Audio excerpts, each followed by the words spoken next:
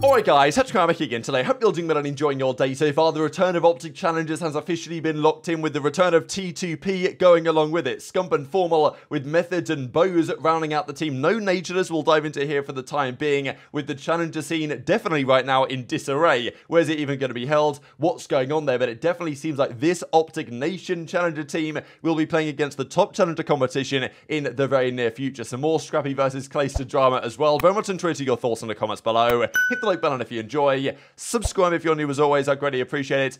Another instance here of Nadeshot shooting at these birds. You see these birds fly off and he gets distracted by them, loses the gunfight, and is absolutely fuming. I don't blame him. I don't know why they're going to get rid of them, but it is what it is. Now, did want to quickly mention, we saw yesterday Crimsix's next adventure into not just sim racing this time, but actually real life racing. Now, I wanted to look up, okay, what series is he actually racing in? So he's racing for the Rafa Racing Club here, their third driver in the 2024 Porsche Spring Challenge NA team. This is really cool for Crim, and I believe this is the schedule for the season. So there's 7 rounds. I don't know if you guys, I just thought I'd mention it. If you guys are local to any of these circuits, you might want to attend on these dates to see Crim, win a race, or probably not win a race, but who knows, right? But I'm looking forward to following his progress anyway. And 7 rounds, driving at Sebring, at Barber Motorsports Park, and then of course COTA, Circuit of the Americas. That's where the actual Formula One drivers race in. It's usually slightly later in the year than this. This is on the Indy 500 weekend, actually, on May 24th to the 26th. They're at COTA that weekend.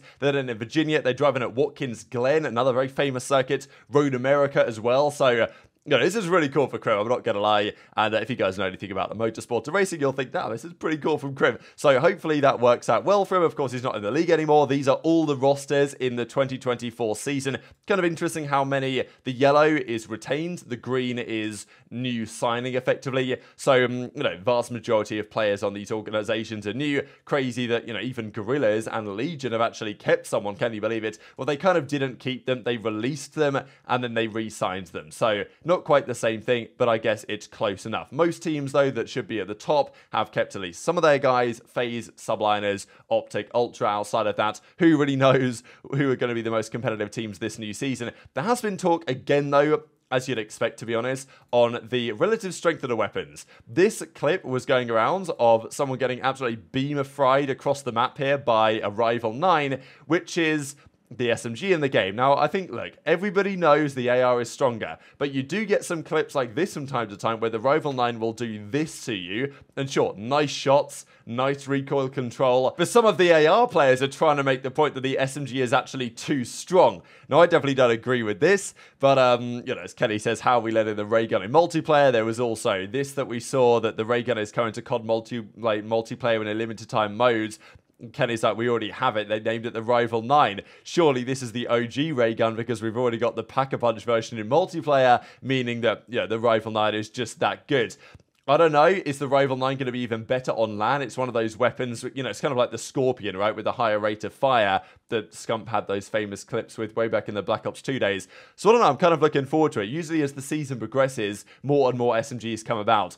I don't think that the ARs trying to say the SMG is too strong are actually going to get very far, because I'm sure the data indicates that the Rival 9 is still, as far as the competitive meta goes, definitely the weaker weapon of the two, the Rival 9 and the MCW, but still, the AR players will try, and the SMG players will try and say that the ARs are blessed, which is always what they do every single year. There were some scrims going down as well. I saw one set last night between the Houston Spartans, that's Temp's team, and the Boston Breach. They played 5 maps here. Boston won 3. They won the final map on the Invasion, I think 250 to like 180 or something. The first 4 maps were split though, Terminal, Subbase, Skid Row, and Karachi. Will say, we're seeing a lot more sub-bases that go to 250. The teams are understanding how to play, how to rotate, how to actually soak up time on some of these hard points, where it's typically been more of a challenge. So it's definitely possible for these hills to go down to the wire, and honestly, I think Subbase is going to be a very fun map to watch, especially in like actual matches, because scrims always play a bit different to matches. I'll just go full scrim with this out of interest. But, scrims always play a bit different. When it's match time,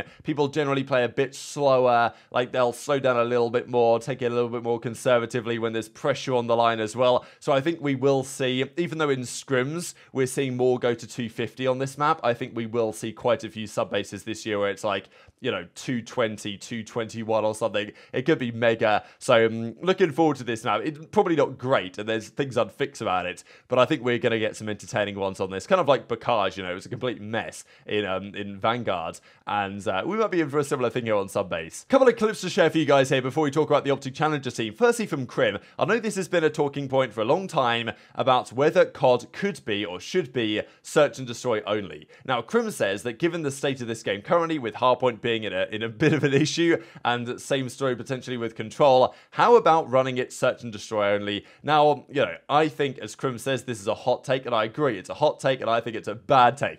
I have been vehemently against this idea for a very long time, because I think if we were just doing search and destroy only, we would just become an absolutely horrendously B-Tech version of Counter-Strike and even Valorant to some degree. Hardpoint, I think, is the game mode that makes competitive COD and makes the most fun to watch. And look, I love Search and Destroy. I think it's phenomenal for a Game 5, Round 11. There's nothing quite like that. But to play 5 maps of Search in a series, I think people aren't going to be tuning in for the vast majority of it, you know what I mean? I don't know, maybe you guys disagree. But I think that keeping at least Hardpoint of the game is necessary. I don't necessarily mind not having a third game mode and kind of alternating between those two, but definitely I think a hot take from Crim. The other clip though to share is from Scrappy. We know that Scrap and Clay have had their fair share of beef and drama over the last few days. This is a pretty funny one because Scrap was roasting Clay here and then just gets slammed, and but I thought the roast was pretty funny, to be honest, because Scrap says, look, Clay, for last year and of course this upcoming year as well, you're going to be in the bottom 4 again. I'm going to be up here mixing it up at the top, you know, winning championships potentially, and you're going to be down there not making champs.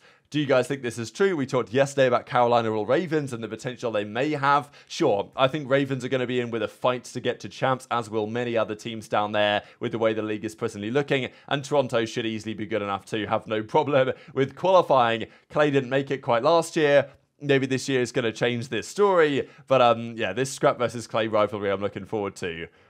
I'm going to say it. This is a hot take here, right? But I mean, they've thought about it. They've thought about it a lot, which is like, what if you did all 5 game modes S&D?